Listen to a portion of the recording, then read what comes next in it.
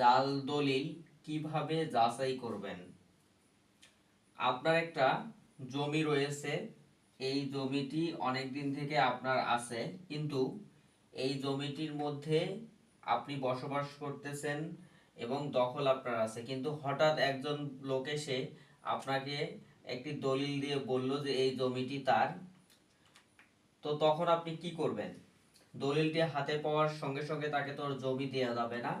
ওই দলিলটি আপনি যাচাই করবেন। দলিলের উপরের অংশে এরকম দলিল নাম্বার এবং আপনার হচ্ছে দলিলের সিরিয়াল থাকবে। সেইটা দিয়ে আপনি সর্বপ্রথম চেক করে দেখবেন যে আসলে ওই দলিলটি ঠিক কিনা। তারপর যখন দেখলেন যে ওই দলিলটি দলিল নাম্বারটি নাই, তাহলে তো শেষ।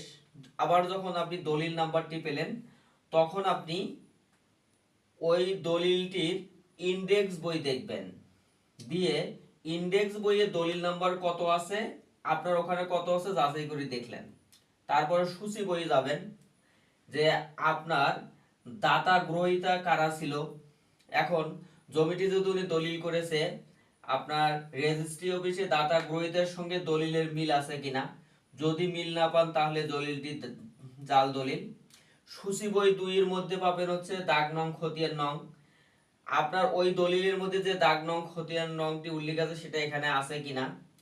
জাল দলিলের মধ্যে সবকিছু জাল করা যায় না, এজন্য এইগুলো আপনাকে যাচাই করতে হবে। তারপর টিপসই বই।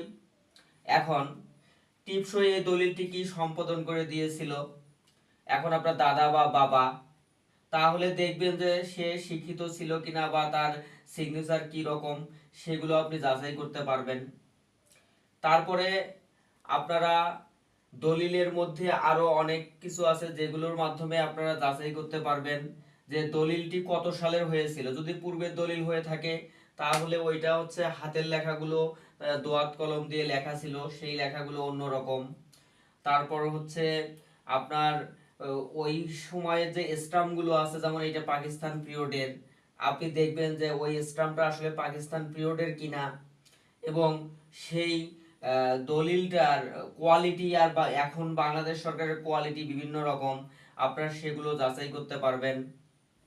তারপর দলিলের মধ্যে আপনারা দলিলের শেষের অংশে দেখতে পারবেন যে ওখানে দলিল নাম্বার, এই যে এটা মিশে গেছে অবশ্য, কোন দলিল কোন পাতায় দলিলটি লিপিবদ্ধ হয়েছে।